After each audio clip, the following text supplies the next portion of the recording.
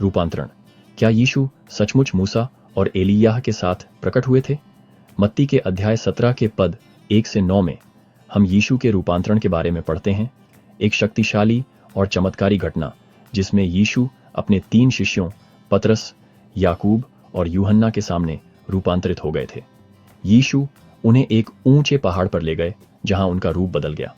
उनका चेहरा सूरज की तरह चमकने लगा और उनके कपड़े प्रकाश की तरह सफेद हो गए। इसी दौरान मूसा और एलिय्याह प्रकट हुए और यीशु के साथ बातें की। मूसा और एलिय्याह का प्रकट होना महत्वपूर्ण था। मूसा व्यवस्था का प्रतिनिधित्व करते थे क्योंकि वे ही थे जिन्हें ईश्वर से 10 आज्ञाएं मिली थीं, और एलिय्याह नबियों का प्रतिनिधित्व करते थे क्योंकि वे पुराने नियम के सबसे महान नबियों में से एक थे। यीशु के साथ उनकी उपस्थिति ने इस बात की पुष्टि की कि वे व्यवस्था और नबियों दोनों की पूर्ति थे। यीशु ही थे जो व्यवस्था को पूरा करने और आने वाले मसीहा की भविष्यवाणियों को पूरा करने आए थे। इस घटना की महिमा से अभिभूत होकर पतरस ने यीशु, मूसा और एलिय्याह के लिए 3 तंबू या आश्रय बनाने की पेशकश की।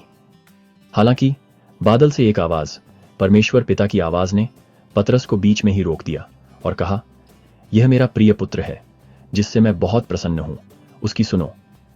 इस घोषणा ने यीशु के दिव्य स्वरूप और परमेश्वर के पुत्र के रूप में उनके अधिकार की पुष्टि की, जिससे शिष्यों को उनकी बात सुनने की याद दिलाई गई।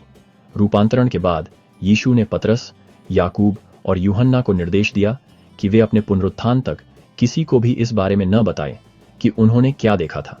ऐसा इसलिए था ताकि उनके मिशन की पूरी समझ सही समय तक छिपी रहे। रूपांतरण हमें यीशु मसीह के दिव्य स्वरूप के बारे में सिखाता है।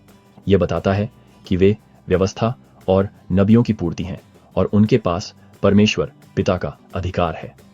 यह पुराने नियम और नए नियम के बीच संबंध को भी दर्शाता है।